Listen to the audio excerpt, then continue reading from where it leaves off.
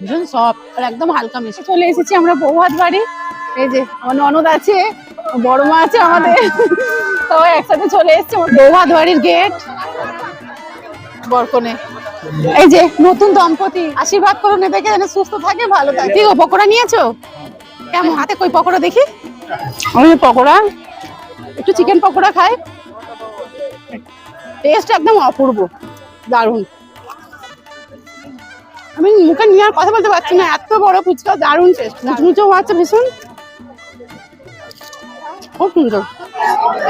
গরম গরম কফি, এটাও খুব ভালো হয়েছে। এটা ভাগ্নি হচ্ছে। রাত 10:30 মতো বাজে, এবার আমরা রাতের খাবার খেতে বসে গিয়েছি। ভেজিটেবল চলে এসেছে, গরম আছে ভাতটা, মাছের মাথা দিয়ে ডাল এসে গেছে। আর এই দেখুন আমার পাতে মুড়োটাই পড়েছে, আমি মুড়ো খেতে ভালোবাসি মাছে, একটু লেবু চিপবো। আর চলে এসেছে পোস্ত আলু ভাজা, সঙ্গে কারি পাতা আছে, আলু ভাজা নি, দারুন। পাতলা কালিয়া, ভালো খেতে, গ্রেভিটাও সুন্দর। ফ্রাইড রাইস, বাহ, একদম ভেজিটেবলস ভর্তি। পর চলে এসেছে চিকেন, চিকেনটা খেয়ে দেখি,